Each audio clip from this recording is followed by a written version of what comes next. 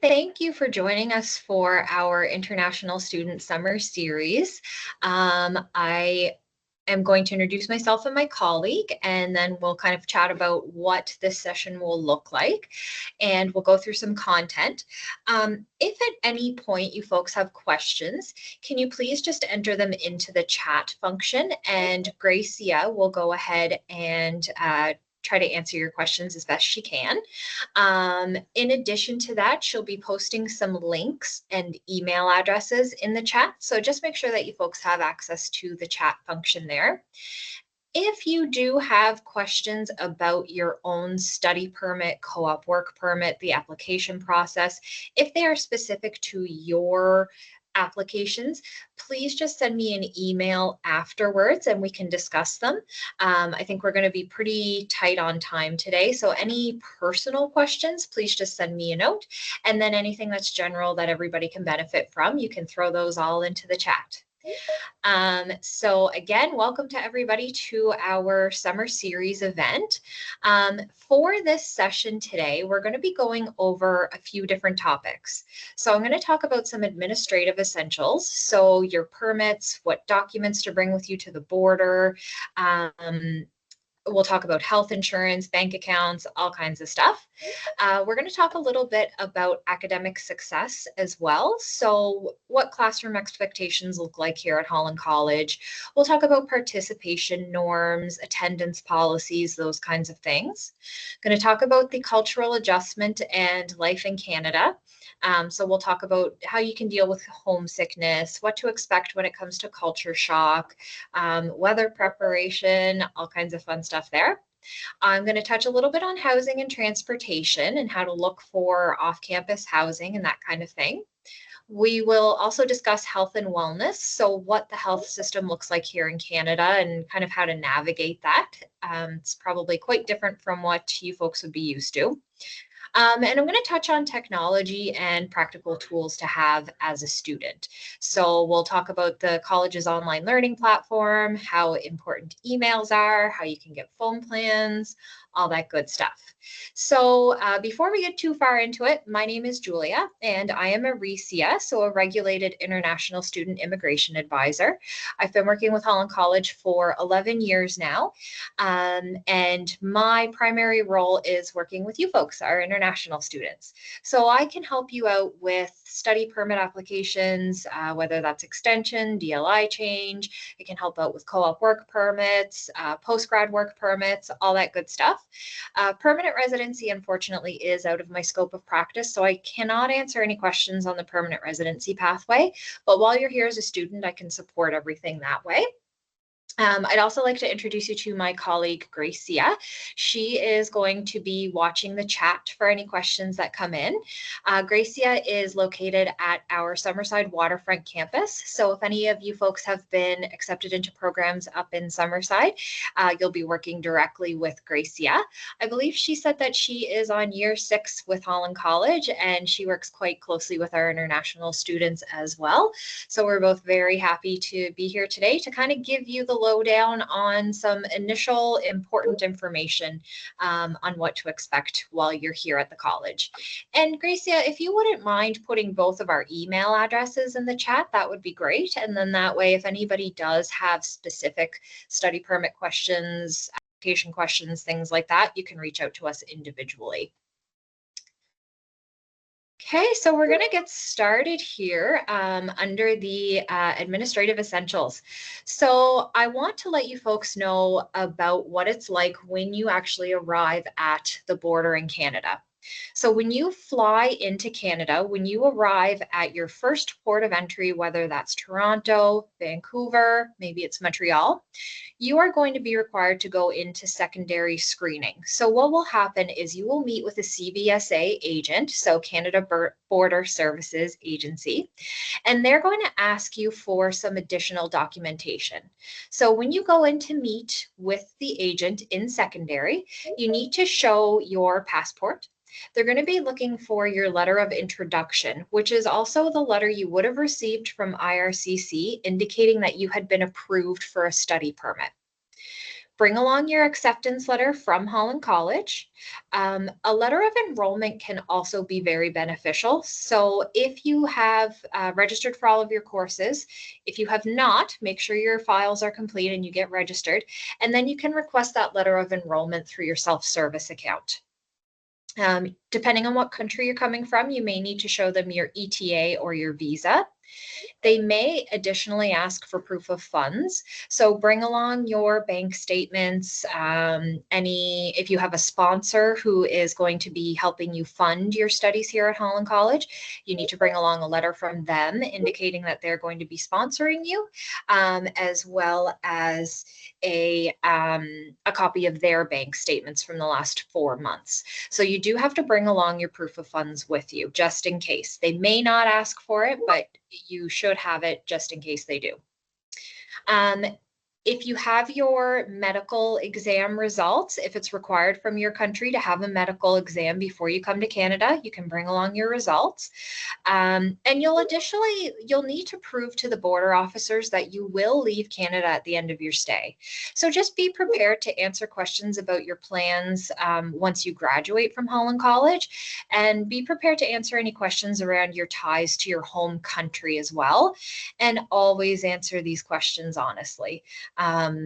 You get in a lot more trouble if you do not answer honestly. That can be it's considered misrepresentation. So anything you say to a border agent does need to be fully and completely honest. It's good to keep copies of all of those documents with you while you travel and never place them in your checked luggage, because that can certainly get lost. So just make sure you always have copies of those documents with you when you are traveling. And for anyone who might be just joining us, or if you didn't have time to write down that list, this session is being recorded and we will send it out afterwards. Additionally, you'll receive some emails from the international office just with information on how to prepare to arrive in Canada. So don't panic if you didn't get any notes down. One thing that I do want to also mention is to make sure you check your study permit for errors before you leave the secondary area. If there are any errors on your permit, they can be fixed right there. If you notice an error after leaving, it can take a long, long time and a lot of money to fix those errors, and it could put your time as a student in Canada in jeopardy. It can keep you from working, it can keep you from opening up a bank account, getting a health card. So it's super, super important to make sure that everything on your study permit is correct. So make sure that the institution of study says Holland College. Check the expiration date. Make sure it's valid for the length of your program. Check to make sure you're able to work as well. So just double check all of these things before you leave. Before you leave secondary, you should have a paper copy of your study permit in hand. And like I said, if you have any questions, just make sure you ask the CBSA officer. They do have the final determination on your study permit as well. So it's good to be polite and patient, even if you do find a mistake on there. At the end of the day, even if you have your approval letter, the CBSA officers can deny you entry into the country. So just as I said, make sure you're open and honest with them. Be polite, be patient, and check for any mistakes and get those taken care of before you leave secondary. It's also important to adhere to all of the conditions on your study permit. So when you receive a study permit, there will be a section at the bottom that will show conditions. So you may not be able to work in a healthcare setting if you did not get a medical performed. So if it says you're not eligible to work in a healthcare setting, do not work in a healthcare setting. International students are eligible to work 24 hours per week. Don't work 25 hours per week. Work 24 hours per week. It's your responsibility to make sure you follow all of the rules set out on your study permit, and not following those rules can put your future in Canada in jeopardy. So if you have to extend your study permit, or if you're applying for a postgrad work permit, if you don't follow the rules on your study permit, that will put that in jeopardy. So just make sure you're aware of all of your conditions. Take note of your expiration dates as well, not only on your study permit, but also on your passport. So make sure your passport is up to date and valid for the next at least 5 years. If you're taking a 2-year post-grad eligible program, you'll be eligible for a 3-year post-grad work permit. So you want to have your passport valid for at least 5 years. Otherwise, your post-grad work permit will only be valid for as long as your passport is valid for. So make sure you get all of that stuff taken care of before coming to Canada. Co-op work permits as well. Make sure you check our website to see if it's required that you have a co-op work permit. Oops. I went ahead too far. Yeah, so if you go on our website, there is a list of programs that have a co-op work permit requirement. When you initially applied for your study permit, you may have applied for a co-op work permit, but not everybody does. If you did not apply for a co-op work permit and you find out later on that you do need one, that's totally okay. You can apply online and it's free. It's just important to do this before October, just to make sure that your permit will arrive on time. You can't begin your co-op work placement without your co-op work permit. So just make sure you do have that. And I see Gracia just added it to the chat there, the link for all of our programs that require a co-op work permit.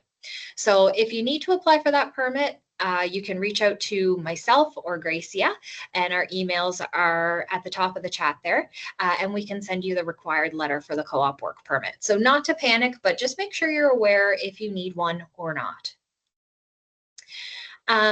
When you arrive in Canada, for the most part, our international students are eligible to work 24 hours per week off campus. If you're in an English language program, you're not eligible to work, or if you're enrolled in a program that does not lead to a certificate or a diploma, you're not eligible to work. If you're not sure if you can work or not, you can come by our offices, or you can send me an email with a copy of your study permit, and I'll be happy to take a look just to verify that you are eligible to work. So don't panic if it's not clear right away. So like I said, during the school year, you can work 24 hours per week off campus, but you can begin working after your first day of classes, but not before. So if you arrive on August 14th and you happen to get a job August 15th, you cannot start until September the 2nd. Just keep that in mind for now, okay? During the holiday break and March break, you can work as many hours as you like, and same for your summer vacation as well, between your first and your second year. Like I said, though, if you're not sure if you're eligible to work or not, just reach out and I'm more than happy to let you know. But in order to work in Canada, you need to have what's called a social insurance number. This number will allow the government to basically keep track of the hours that you work, among a few other things. So when you get your social insurance number, it's very, very important not to share it with anyone except for your employer. Financial institutions may ask for it, and never send your social insurance number through text or email. It's tied directly to your identity. So if your social insurance number gets stolen, then your identity can get stolen and your credit can be negatively affected. So it's just important to keep that number private. To apply for a SIN, you just need to show your passport, your study permit showing your work eligibility, proof of your mailing address. So that can be a letter from a bank, a landlord, cell phone bill, internet bill, anything like that. And you can apply for your social insurance number online or in person at a location if you wanted to.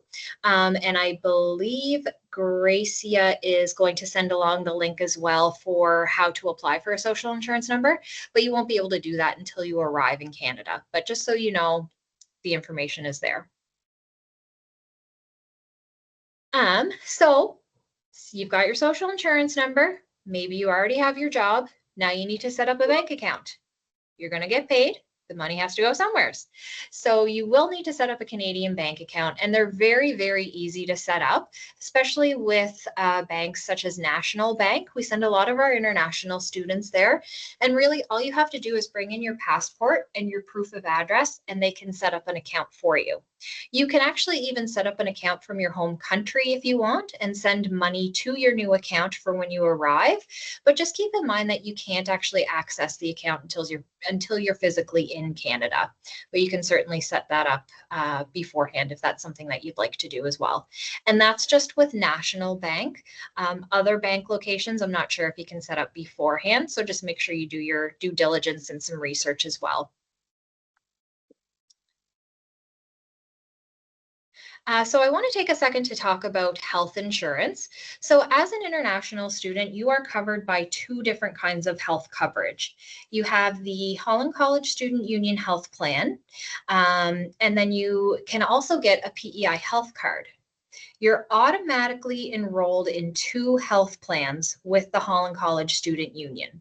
So one of those plans is for above and beyond coverage. So that could be if you have to stay in the hospital for a number of days, if you need prescriptions, dental work, maybe you have a bad back and need massage therapy.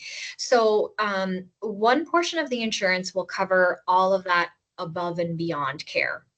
Another portion of that insurance will cover basic care. So seeing a doctor, if you need an x-ray because you think you may have broken your arm, things like that, the really necessary basic care, that's what that covers. Now, a Prince Edward Island health card will cover the same things, but for free. So when you arrive in Canada, we always strongly encourage you to apply for a PEI health card. Once you get your PEI health card, you can then opt out of the PEI or the Holland College Student Union insurance, and you'll actually get a refund. In past years, it's been right around the $400 vicinity. So it's definitely worth it when you arrive in PEI to apply for a PEI health card. You can apply online once you arrive in Canada, and you need to show a letter of enrollment, your passport, your study permit, and your proof of address. So a lot of places are looking for the same kind of documents. So once you get them all done once, you kind of have them and you can use them for everything you need to apply for. And like I said, we will be sending you more information through email with all of this in it, but I want to give everybody a bit of an overview so you know what to expect. Once you do get your PEI health card, it's important that you carry it around in your wallet with you or on your phone or whatever, just in case there's a medical emergency. So if you ever have to go to a walk-in clinic or a hospital, like heaven forbid, if you're in an accident and you have to go to the hospital via ambulance, it's good for them to have your health card. So just keep it in your wallet and keep it with you. So now I want to talk a little bit about academic success and what to kind of expect in the classroom setting here at the college.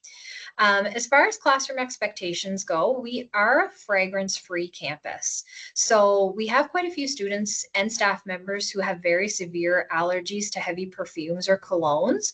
So we just ask that you don't wear those kinds of things when you're in class because it can be quite distracting. We also ask that you just keep up with basic hygiene. Deodorant is definitely a must. Our classrooms are pretty small, so it's important to be respectful and courteous of your instructors and classmates. So just kind of keep that in mind. And be respectful and courteous of your classmates. So, don't interrupt them. If somebody shows up late to class, don't call them out, basic things like that. As far as participation norms go, it is important to participate in classroom discussions unless otherwise stated. So, raise your hand and wait to be called on. Don't talk over your classmates or instructors. But really, if your instructor asks a question and you know the answer, just put your hand up and answer that question.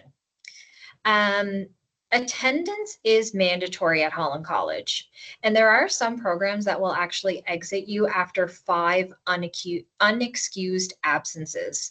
So if you're in the culinary arts program and you just don't show up for 5 days, and don't let anybody know that you're not coming, they'll actually say, okay, this program's not working out for you. We're going to exit you from the program. So do keep that in mind. On the flip side of that, we understand that life happens. We understand you're all adults. If you're unable to come to class one day, just reach out to your instructors to let them know. It is your responsibility to catch up on any missed work from classmates as well. But just keep in mind, you're paying anywhere from $80 to $100 a day when you break it down from your tuition. So you'll want to miss as few classes as possible. So just keep that in mind for sure. Um, Make sure you arrive to your classes or meetings on time. This is very important, as arriving late is considered disrespectful to your instructors, and it's quite disruptive to your classmates as well. And there are some instructors on campus who actually will not allow students in past the class start time. So just keep that in mind, that it's very important to make sure that you arrive on time. And one thing that I like to tell students as well is this is essentially either a 1 year or a 2 year job interview. Your instructors are going to be with you the entire time throughout your program, and they are crucial when it comes to the job search as well as job references. So treat this like a job interview. Show up on time, be professional, participate, all of those good things, and you will be off to a really, really great start in your program. Unless you're directed to have your cell phones out for maybe an in-class activity or something along those lines, just keep your phone on silent and keep it in your bag. It is a distraction to you, but it is distracting to your classmates as well. If someone's sitting in front of you and they're on your phone, you're probably going to glance over and see what it is that they're looking at and all that stuff. So it's best just to keep your phone away, especially when you're paying $80 to $100 a day. So yeah, you want to keep that away. And on to the next slide, I want to talk a little bit about the cultural adjustment and kind of what life looks like in Canada, just to give you a bit of a heads up. I want to talk a little bit about Canadian cultural norms. So politeness, that is one stereotype about Canadians that is very true. We are really polite.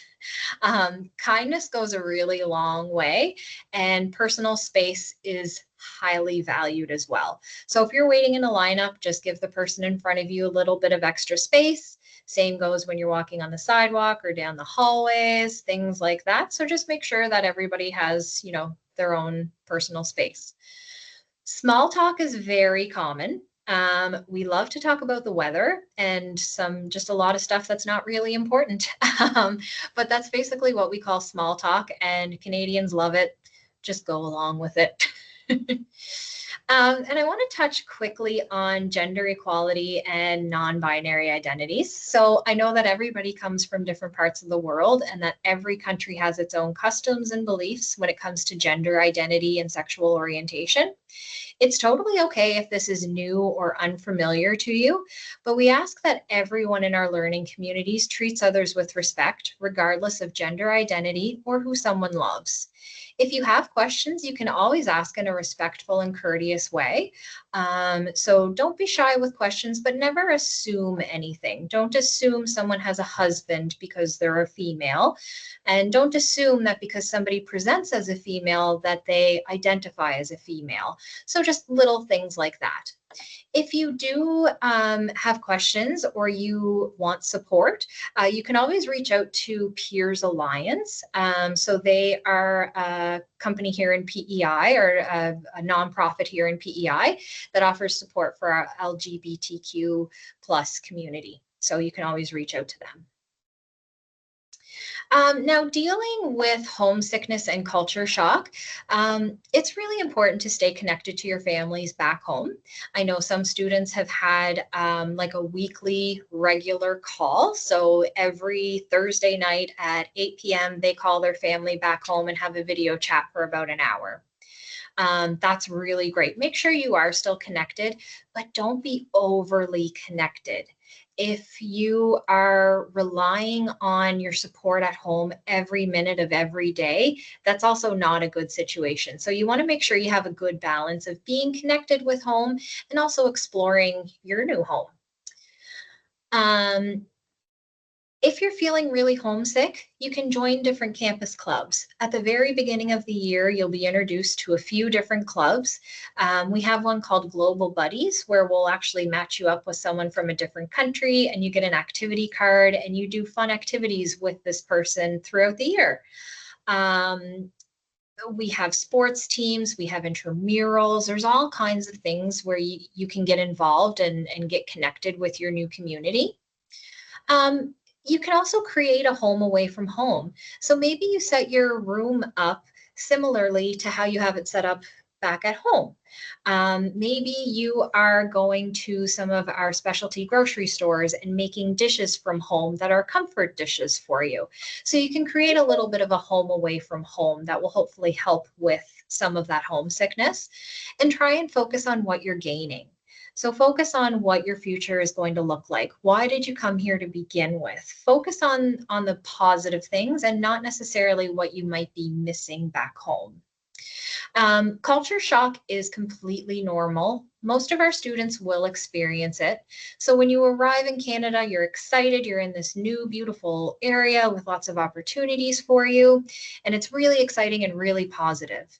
And then as time goes on, you'll start to adjust to our norms and our climate, and you'll start to see differences between here and home. And you may start to have some negative feelings about those differences and maybe even resent your choice a little bit. That's totally normal. In a couple of months, you'll start to see why things are done the way that they're done, and you'll kind of come back to that excitement again. It's kind of like it goes in ebbs and flows, and it's completely normal.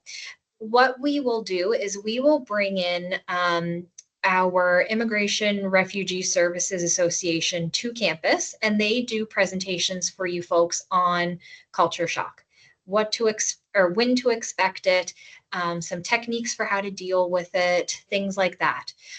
They'll also come on campus to talk about how to prepare for weather in Canada.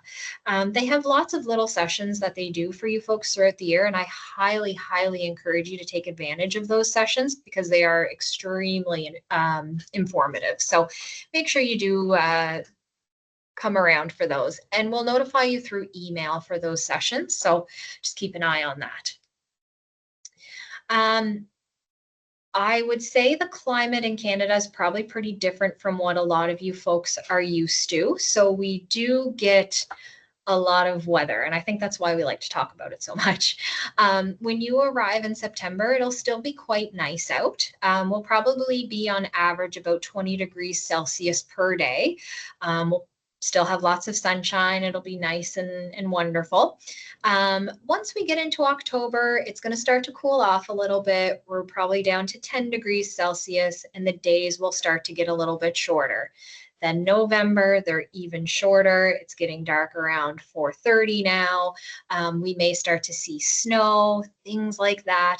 So it's important to follow your weather forecasts pretty closely because the weather can dictate a lot. So make sure you do follow Environment Canada, the Weather Network. They're both great to know what's going to happen with the weather, especially in the winter time. So if we have a particularly nasty winter storm and we're getting lots of snow, freezing rain, wind, all that yucky stuff, we will cancel classes. So just watch the Holland College website. You can watch your email, or even better, I would encourage you to download the MyHC Safe app, and that will let you know when school is canceled. Now, if it's a particularly nasty day out, and if we don't cancel classes, but you have a long drive and you're not comfortable making that drive in the storm, reach out to your instructors and let them know. They're very, very understanding as long as you're in communication with them. So we understand winter driving is not for everybody. Don't go out if you're not comfortable, okay? Else. We'll talk a little bit about where you can find warmer clothing. I suspect it's probably a little bit difficult to find that where you folks are from if it's not particularly cold. So don't panic about that right now. Like I said, when you arrive in PEI, it's going to be pretty warm. We have lots of secondhand clothing stores here where you can get it, where you can get winter boots, winter jackets, things like that at a big discount. And it's really important to dress for the weather and not for fashion. at least when we're in the winter time. You want to make sure your feet are nice and dry. So when you get here, you can start looking at those used clothing stores and start looking around for some warmer clothing for you. We also do clothing drives throughout the year as well, but it's good to start early if you can. All right. So I want to talk quickly about off-campus housing. Right now, our residence is full. So if you have applied for residence and you have not heard back yet, I would strongly encourage you to start looking for off-campus housing. If you look on the Holland College website, there is a section there for off-campus housing, and it shows lots of tips and tricks for finding apartments and housing and things like that. And Gracia just posted that link in the chat as well. So make sure you take a look at that if you're still looking for housing. Kijiji is a site that we have here in Canada, and it's where people will post used items that they have for sale, but they also post apartments and houses for rent. So Kijiji is a really great resource, and there is a link for, oh, Gracia already put the Kijiji link in the chat. She's on top of things. So you can check Kijiji for any off-campus housing options. It's important to be aware of your rights as a tenant as well. We have a guide that I don't know if I sent Gracia that link, so I'll share it in the chat. But this guide will show you what your rights are as a tenant here in PEI. Yeah, so it just went through there. So just to give you an example, your landlord can't just walk into your apartment without giving any kind of notice. That's not allowed. Your rent cannot increase more than 2.3% per year unless your landlord is granted special permission. And even then, it can't go up more than 5.3%. So there are some things to keep in mind. So that's why I think it's a good idea for you to just take a look at that tenant guide, just so you know what your rights are as a tenant and make sure that no one's taking advantage or anything like that. I want to talk a little bit about public transportation. So we do have an island-wide bus system. They're called T3 Transit. Some people call them Trias Transit, but they have a bus system that runs from one end of the island to the other. And you can get a student bus pass from our campus bookstore for $10 a month. So it's very, very inexpensive. If you wanted to, if you're living in Charlottetown and your classes are in Summerside, you can get on the bus first thing in the morning, get to campus, and vice versa. It also goes to Alberton. I did see in the chat someone was asking about the Alberton campus. So you can actually take the bus all the way up to Alberton and back again in the same day. But just keep in mind, you can't do that on weekends. So on weekends, that route does not run. But if you visit the Trias or the T3 Transit website that Gracia posted in the chat there, you can see what the schedules look like. Their busiest routes, they typically go every 15 minutes. The slower routes, they usually go every half hour or so. But take a look at that. It's a really great transportation system that we have, and it's always growing and developing. So a good resource for you folks. I want to talk a little bit about health and wellness. So we have a lot of mental health resources here on campus. We have counseling services where we have counselors at each and every campus of Holland College. So if you ever need to talk to anybody about your mental health, whether it's anxiety, depression, anything like that, you can set up an appointment with one of our counselors. Their appointments are free and strictly confidential as well. So you can always go through our counselors. They're all wonderful. There's also a mental health and addictions access line as well. So if you are, maybe you're having a mental health episode and you just really need to talk to someone and it's 2 o'clock in the morning and your friends are asleep and you don't want to bother them, you can call this mental health and addictions access line, and the phone number is listed right on the slide there. And they are available 24/7 and their supports are completely free. So if you need it, please take advantage of that for sure. Staying active is also really important when it comes to your mental health, especially in the winter time here in Canada. So in the winter, it does get very cold. So you don't want to do a whole lot outside, and it gets dark really early in the day. So typically around 4:30 it's dark, and then it's not light again until obviously the next morning. So it's really important to stay active, whether that's going to the gym, maybe it's going and joining a book club or a conversation circle or something like that. It's so easy to stay in your room and not socialize. I've been there, and it has not helped in any way, shape, or form. Best thing you can do is get out there and just take part in whatever is of interest to you. If you're looking for a club to join or you're looking for a gym to join, you can let myself or Gracia know. We're more than happy to guide you in the right direction. If you are studying here in Charlottetown at the Prince of Wales campus or the Tourism and Culinary Center, you're automatically given a pass for our gymnasium that we have on campus. So you can go and you can use the track. They've got equipment rentals. There's a cardio room with stationary bikes and treadmills, and there's also a weight room as well. So you have free access to that. So take advantage of that. I believe there's also a small fitness center in the Summerside Waterfront campus as well. So again, take advantage of that. Make sure you stay active. And just a little bit on navigating the PEI health system. I know that the Canadian health system in general does not have a good reputation. And there is a reason for that, but we have lots of supports in place for you guys to make sure that you're happy and healthy while you're here. So we have a nurse practitioner at our Summerside Waterfront campus, as well as here in Charlottetown. So if you ever need to make an appointment with her, you can do that very easily on our website. There are also a number of walk-in clinics available around Prince Edward Island. Just be prepared to wait if you have to go to a walk-in clinic.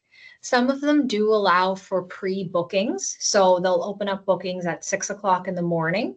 And you can try and book an appointment for that particular walk-in clinic, or you have to show up when the doors open, wait in line, see if you can go to a doctor. We do have an emergency room at, well, every hospital that we have on the island has emergency rooms. The wait times there tend to be very, very long. So if you have something like strep throat or an ear infection, you don't want to go to the emergency room because you're going to be sitting there for upwards of 12 and 13 hours, because anyone who is more severe than you, they're going to get let in first. So just try and stay away from the emergency rooms. Good rule of thumb for life in general, right? Our nurse practitioners are really great though. So I definitely would encourage you to try and get appointments through there to start out with. And like I mentioned at the very beginning of the session, it's important to get a Prince Edward Island health card. Those health cards will allow you access into the hospitals, the clinics, without being charged. If you don't have a health card, a PEI health card, and you're covered by the student union insurance, that's great. Just in a lot of cases, you'll have to pay first and then put through a claim through the insurance and get reimbursed at a later date. So again, like I mentioned, get that PEI health card when you arrive here. It will save you lots of headaches down the road.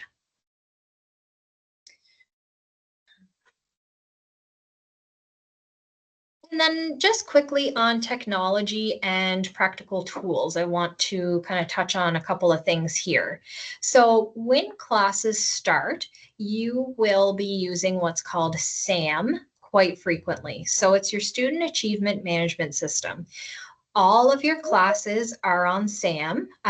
When I say all of your classes, all of the content from your classes are on SAM. So you can see all of the slideshows your instructors have made. You submit your assignments on SAM. They can post supplemental video items to SAM. So there's lots of stuff on there, and you will be using it very frequently. And I want to let you all in on a secret. Your instructors can see when you last accessed SAM. So just make sure that you're accessing it on a daily basis. You're keeping up to date with all of your work, because we can see when you use it and when you don't. Email as well. We send a lot of emails. We fully own that. We are very sorry. We try to post as much on our social channels as we possibly can. But when it comes to things like if we bring in Ursa for a presentation on culture shock, I'm going to send an email to you folks about that. So just please watch your Holland College email. That's how your instructors will communicate with you. That's how I will communicate with you, just for the time being. So just make sure that you keep an eye on that email. They are all important. I promise. We wouldn't send it if it wasn't important. Laptops are also, for some programs, they are mandatory. Not for all programs, but if you can afford it, I would strongly, strongly encourage you to have a laptop. If it's not a requirement for your program, you can go ahead and just get a little tablet and get a keyboard attachment for it. But it's good to have a laptop in case you need to do anything on your IRCC account. It's really difficult to navigate IRCC on a phone. You'll want a laptop for your assignments. Maybe you have to create a slide deck. So make sure you have your laptop for that. Make sure you have a laptop for, you'll have to write papers and different things like that. So you do have access to computer labs throughout the day, but it's strongly encouraged that you have a laptop while you're here. Doesn't have to be anything fancy, just something to kind of get you by.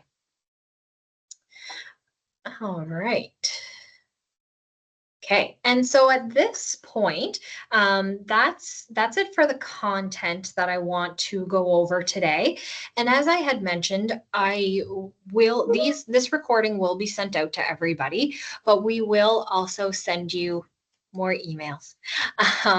We are currently developing an international student handbook, which will have all of this information in it. So it will include information about how to get your health card, how to get your social insurance number. We will email you a digital copy of that book as soon as it has been updated. So please keep an eye out for that book, because there'll be tons of very, very useful information in it. And like I said, come by our offices. When you arrive in Canada, if you have a few minutes and you want to check out campus, you can certainly come to campus. You can take a walk around and come see us. My office is located in Montgomery Hall, and that is at 305 Kent Street. So it's just right across the street from where all of your classes will be happening. So please feel free to come by, introduce yourself. I know I've been talking with a lot of you through email. I recognize a lot of names in the chat there. So please come by and say hello. All of our Charlottetown recruitment staff are located there. Gracia's office is located at our Summerside Waterfront campus.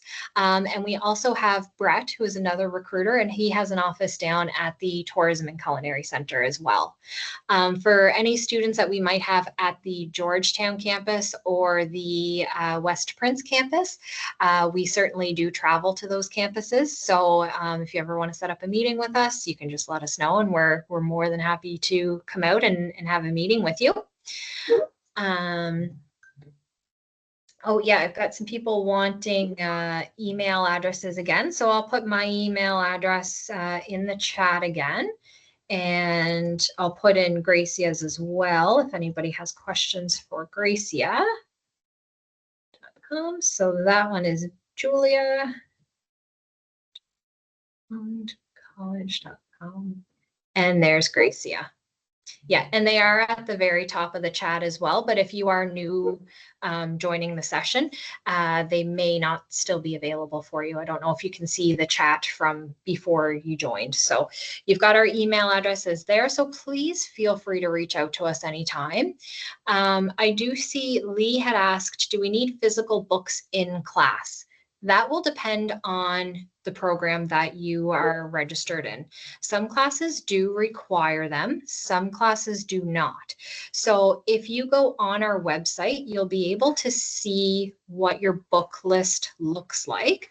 And I'm just going to see if I am able, I think I can post the link in here for you all that will show all of the required materials. There's a welcome letter from your instructors in there. It's a really great page. So let's go program. Here we go. So I'm going to send this in the chat right now. Da-da.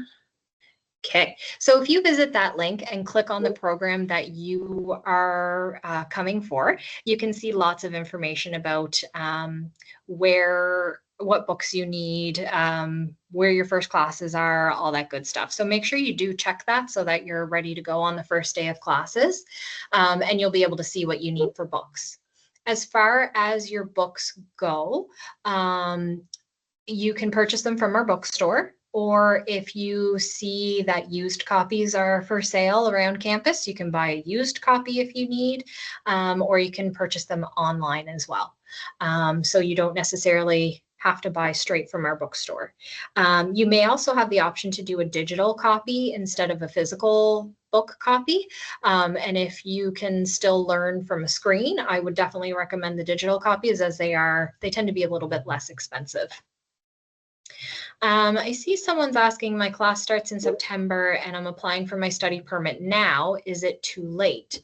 Kind of depends on where you're from. Some countries have got very long study permit processing times. Others do not. So what I'm going to do for you is I'm going to send a link in the chat where you can put in your country of residence and they will let you know what the processing time is. Please keep in mind though that that processing time does not include time to send off your passport for stamping, and it doesn't include time for biometrics collections. So just keep that in mind. It may say 4 weeks processing time, but you can realistically look at an additional 3 weeks to get all of those other documents squared away. So just keep that in mind. Your hall pass. So your hall pass is our student ID card. Those are going to be given to every individual instructor, and the instructors will be giving them out to students. I don't think that they'll be available on September 2nd, and you won't need them for September 2nd either. As soon as our hall pass office has them all done and complete and ready to go, they'll give them to your instructors and your instructors will give them to you. So don't panic about that. What else? How do we find our individual instructors? That link that I had sent a moment ago with your program information, if you click on that, there may be, depending on your program, there's contact information in there for you for your instructors. Keep in mind though right now that our instructors are on their summer holidays, so they may not be responding to emails straight away. If you email them and you don't hear back in a couple of days, don't panic. Just send a note out to either myself or Gracia or recruitment@hollandcollege.com, and we can certainly help answer your question as best we can.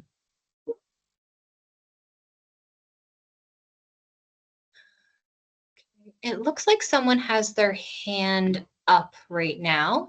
The initials NC. Are you able to type your question in the chat? Yeah, so if you could type that question in the chat, that would be great. So it says there's no processing times available for your study permit. If you could send me an email, that would be great. I might be able to shed a little bit of extra light on that. So if you just want to send me an email about your processing time, I can take a look at that and see what's going on there.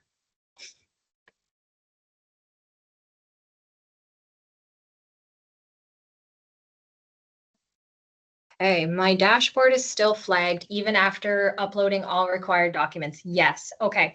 So I'm glad you brought that up, Precious. Your dashboard account will still say that you have items missing from your application. basically until the first day of classes. It will say that just because we still don't have your actual physical copy of your study permit, and you won't get that study permit until you actually come into the country. So don't panic. As long as we have everything else on your dashboard account and the only thing that's left remaining is your actual study permit, that's okay. When you come into the country, snap a picture of it and upload it to your dashboard account, and that will stop. Do watch your study or your dashboard account though, because sometimes, some programs need first aid and CPR and things like that. So just keep an eye on your dashboard account. And if your study permit is approved, please upload your letter of introduction or approval letter to your dashboard account, just so our admissions team knows that, hey, their study permit's been approved. They're very likely coming. So as soon as you get that, upload that to your dashboard account, and you can register for your classes by uploading that as well. Unfortunately, there is no way that you can expedite the study permit process. We have been asking this for quite some time, but unfortunately, IRCC processing times are kind of set where they are, and there's no way of expediting that. They are aware of our program start dates, and I was in a conference last month, and they did say that they were going to put priority on students who are starting this September. So hopefully those who haven't heard anything back yet, hopefully you'll be hearing sooner rather than later. If I've been accepted for residence and completed a roommate questionnaire, is there any time that we'll get further details? Yes, you will receive your roommate pairing in August. The team over in residence, they just want to make sure that they have everybody squared away before they start matching people up. So they're still probably getting a few cancellations here and there. So once we get a little bit closer to the date, you'll be given your match for your roommate. Am I required to pay for house rent or secure accommodation before arriving in Canada, even if I already have sufficient proof of funds? That depends on the landlord. I would advise you to be cautious with sending money ahead of time. I don't always necessarily advise it because you can certainly be scammed that way. Sometimes when signing a lease, you do have to pay the first and last month's rent. But I would encourage you to take a look at that tenant's rights link that was sent in the chat earlier in this session, and just make sure that what your landlord is asking from you is okay of them to ask. So just make sure you check that link. For students going to Alberton, is resumption time still October 6th, and how can one find accommodations around the Alberton campus? Okay, so accommodations around Alberton campus, if you visit that link that Gracia sent in the chat there about finding off-campus accommodations, there's a link there that says West Prince campus. If you click on that, it will give you options for West Prince housing. The start date of your program, October 6th. So if you're starting in the resident care worker program up there, I do believe October 6th is your start date. October 20th is your start date. And you go until December 2nd, and then you're back on January 5th again. So that information is provided in the program welcome link that was sent in the chat there a few minutes ago. I've paid my confirmation fees and I haven't received my PAL yet, and I really need it to start my study permit application. So once you pay your confirmation fees, within a couple of business days, you'll receive an email with information about the PAL requirement. When you receive that email, you then have to request your PAL letter. So make sure you request that letter, and if you have not received it yet, please send an email to us and we can look into it. I'm going to put our recruitment email in the chat so you can send an email there, and someone will definitely get back to you about your PAL letter if you've requested it and haven't received it yet. there. So that email is in the chat now. So just make sure you do that. We do ask for 5 to 10 business days for processing time though. So just keep that in mind. When is the 2025 orientation? So all of that information is on our website. If you just go to hollandcollege.com and you scroll down to the bottom of the homepage, there is an orientation link. So all of the information around orientation is listed on that link. And I'm just going to go in there. I will click on it and I will send it to the chat. Our website is a wealth of information. So if after this call, if you folks still have questions, just check out our website. There's loads and loads of information on there about your upcoming program. Oh, Gracie has already got the orientation link in there. Thank you. So make sure you check that because there's loads of information in there. If I'm unable to complete my IRCC application or get my visa approved before resumption, is it possible to get a deferral or extension to resume in the next intake? So unfortunately, Holland College does not offer deferrals. If you are unable to get your study permit in time, you will have to let us know. And unfortunately, starting late in classes is not a possibility. We cover a lot of material in the first week of classes. And if you're any later than that, it's really difficult and sometimes just not possible to catch up with the material. So we do require all students to be here on the first day of classes. If you cannot make it for the first day of classes, please let us know.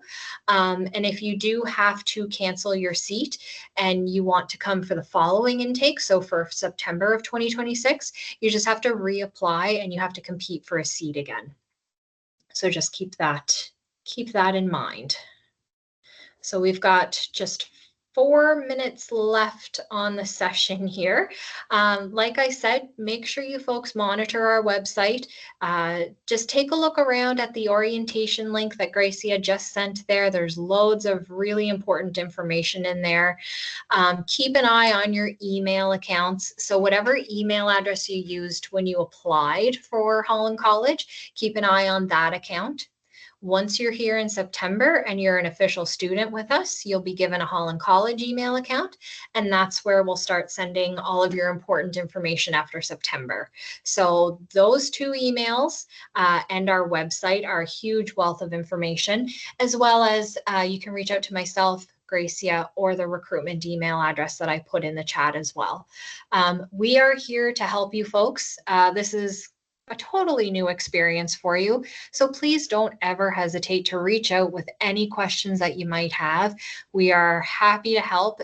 That's our job. We want to make sure that this process is as seamless as possible. So please don't ever be too shy to reach out. So thank you everyone for joining this session. Like I mentioned, it is being recorded and we will be sending it out to everyone who joined. And just keep an eye out for further emails about your arrival. And we're all so excited to welcome you folks here in the fall. It's really, really exciting. And once you arrive in PEI, please come and introduce yourselves to us. We're just really excited to meet you all. Oh, I'm so glad your mind is more clear after this, Ruth. That's great. Like I said, any questions, reach out to us anytime. Thanks so much, everyone. Can't wait to meet you all.